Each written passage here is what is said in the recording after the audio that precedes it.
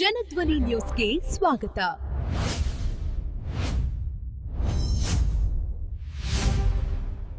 ಅನೇಕ ಜನ ನನಗೆ ದೂರವಾಣಿ ಕರೆ ಮಾಡಿ ಆ ಘಟನೆ ನಡೆದ ದಿವಸನೇ ನನಗೆ ಗೊತ್ತಾಗಿದೆ. ಇದು ಯಾಕೆ ನಡೀತೈತಿ ಆಗತ್ತೆ ಅನ್ನೋದು ನಮಗೆ ಪೂರ್ಣ ಗೊತ್ತಿತ್ತು.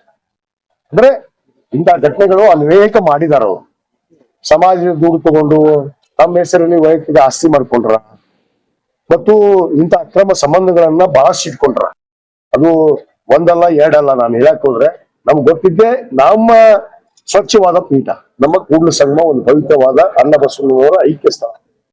ಆ ಒಂದು ಪವಿತ್ರ ಕ್ಷೇತ್ರ ನಾನು ಅಪವಿತ್ರ ಆಗ್ಬಾರ್ದು ಅನ್ನೋದು ಮಾತನ್ನು ಕೂಡ ನಿಮ್ಮ ಮಾಧ್ಯಮಕ್ಕೆ ಹೇಳಿದ್ದೆ. ನಾನು ಆ ಅಪವಿತ್ರ ಮಾಡುವಂತ ಶಕ್ತಿಗಳು ಬಂದು ಅಲ್ಲಿ ಕೂಡಬಾರ್ದು. ಆ ಒಂದು ವಿಚಾರದಲ್ಲೇ ನಮ್ಮ ಸಮುದಾಯದ ಅನೇಕ ಹಿರಿಯ ಮುಖಂಡರು ಅವ್ರ ಗಮನಕ್ಕೆ ಸೂಕ್ಷ್ಮವಾಗಿ ಇವತ್ತು ಬಂದಂತ ಸಂದರ್ಭದಲ್ಲಿ ಇನ್ನು ಚರ್ಚೆ ಮಾಡಿ ನಾವು ನಿರ್ಧಾರವನ್ನು ಕೈಗೊಳ್ಳಬೇಕಾಯ್ತು ನಾವು ತೆಗೆದುಕೊಂಡಿದ್ದೀವಿ.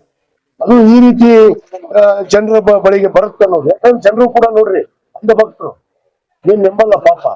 ಕಾವಿ ಅಂದ ತಕ್ಷಣ ಏನೋ ಒಂದು ಅಪಾರವಾದ ಗೌರವ ಇಟ್ಕೊಂಡ್ರು ನಮ್ಮ ನಾಡಿನಲ್ಲಿ.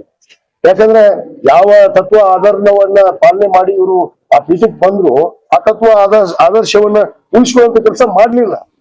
ಅವ್ರ ಹೆಸರಲ್ಲಿ ಸ್ವಯಂ ಆಗಿ ನಮ್ಮ ಬಯಲಾದಲ್ಲಿ ಬಹಳ ಸ್ಪಷ್ಟವಾಗಿತ್ತು. ಏನು ಲಿಂಗಾಯತ ಪಂಚಮಸಾಲಿ ಸಮಾಜ ಟ್ರಸ್ಟ್ ನ ಬಯಲಾದಲ್ಲಿ ಇವ್ರನ್ನ ಗುರುಗಳಾಗಿ ಮಾಡುವಂತ ಸಂದರ್ಭದಲ್ಲಿ ಸ್ಪಷ್ಟವಾಗಿ ನಾವು ಇಂಥ ಎಲ್ಲ ಕಂಡೀಷನ್ಸ್ ಅನ್ನ ಹಾಕಿದ್ವಿ. ಆ ಕಂಡೀಷನ್ ಒಂದೊಂದೇ ಉಲ್ಲಂಘನೆ ಮಾಡ್ಯಾರ. ಇದು ಇವತ್ತಲ್ಲ, 2017ರಿಂದ ಇದು ನಡೆದೈತಿ.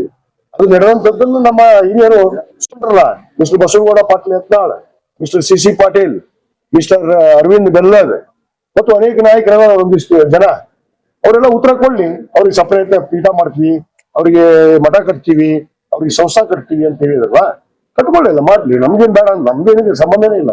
ನಾವು ಸಂಬಂಧ ತಗೊಂಡ್ಬಿಟ್ಟಿವಿ. ಅವರ ವಿಚಾರ